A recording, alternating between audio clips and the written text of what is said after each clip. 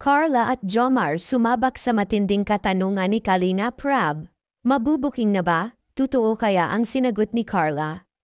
Magandang araw po at sa lahat ng nakikisubaybay sa Team Kalingap lalong-lalo na sa Love Team ng Jomcar. Mga Kalingap, totoo kaya na wala pang relasyong nabubuo ang dalawa ang ating magkatambal na Jomar at Carla? Maniniwala ba kayo? Nakikita naman natin sa kilos ang sobrang close at sweet ng dalawa kaya marami talagang mapapatanong kung sila na ba? Dahil ang kanilang pinapakita ay para na bang mas higit pa sa magkaibigan. Naku mga ka-Jomcar, matinding tanuman pala ang nangyari. Napapanindigan kaya nila ang kanilang mga sagot? Makikilig ka na naman kung napapanood nyo ang interview ng dalawa.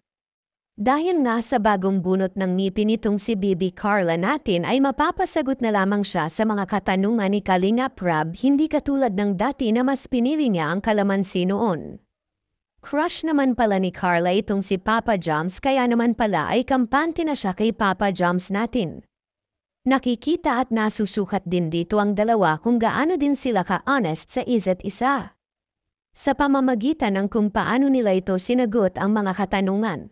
Kaya naman maraming humanga sa love team na ito dahil honesty ng bawat isa sa kanila ay nandoon. Ibang klase naman talaga ang love team na ito dahil nandoon ang talino at husay sa pagsagot sa mga katanungan. Sa kabilang banda naman ay umamin si Jomar na si Carla talaga ang pinakaunang crush niya sa Kalingap Angels. Halata naman si Papa Joms natin nung unang pagkikita pa lamang nila ay iba na yung ngiti ni Jomar nung nagpakilala siya ni Carla.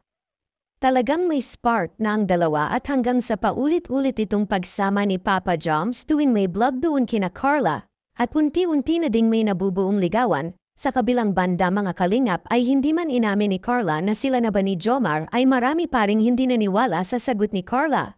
Pero kung ano pa man ang totoo ay ang importante ay hindi magbabago ang kanilang nararamdaman sa isa't isa.